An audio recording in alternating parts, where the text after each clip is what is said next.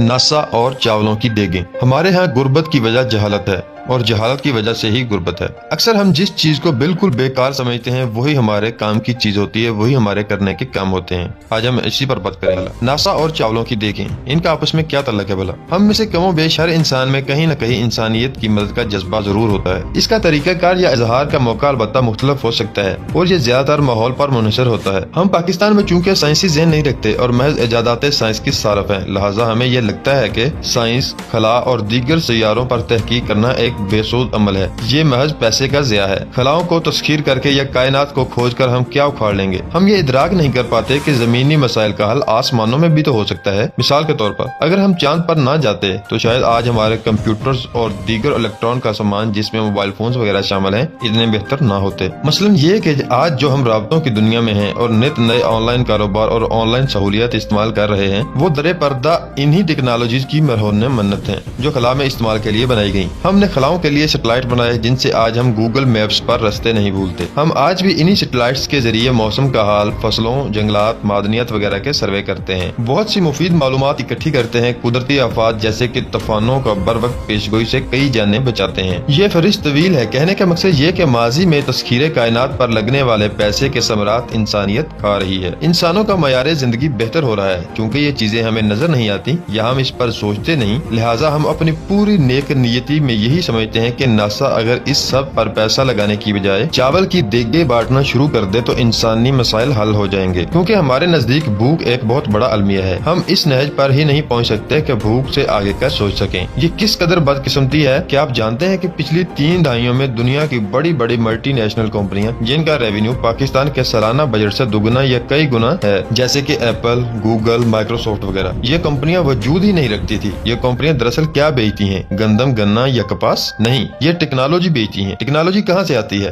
तहकीक से आती है, साइंस से आती है। ये हर साल तहकीक पर अरबों डॉलर खर्च करती हैं, जिससे नित नई टेक्नोलॉजीज मुतारफ होती हैं, जिनसे ये पैसा बनाती हैं। हमारे यहाँ क्या होता है? पैसा कैसे बनता है? क्या हम टेक्नोलॉजी के जरिए पैसा कमाते हैं? नहीं, क्योंकि हमने ना ही साइंस पढ़ी है और ना ही साइंस समझी है। हमारे जहन जमूद का शिकार हैं। लिहाजा अंधा क्या मांगता है? 2 आंखें के मुस्ताक हम भी महज रिज़्क की तलाश से सरगर्दा रहते हैं। कहते हैं किसी गरीब से किसी ने पूछा 2 और 2 कितने होते हैं? वो बोला 4 रोटियां। यही हाल हमारा है। हमारी गुर्बत की वजह जहालत है और जहालत की वजह गुर्बत। हम गुर्बत को जहालत मिटाकर खत्म कर सकते हैं। आप इंटरनेट का मुस्बत इस्तेमाल सीखें, नित नए कोर्सेज कीजिए, दुनिया में क्या हो रहा है वो जानिए और साइंस को तअस्सुब के बगैर समझिए। याद रखें, अगर आप अपने बच्चों को बेहतर दुनिया देना चाहते हैं तो आपको खुद को और अपने बच्चों को साइंस सिखाना होगी, वरना आपके बच्चे भी आपकी तरह बड़े होकर महज ये ख्वाहिश करेंगे कि काश नासा खलाओं में तहकीक की बजाय चावलों की देगें बांटता। उम्मीद है आपको वीडियो पसंद आई होगी।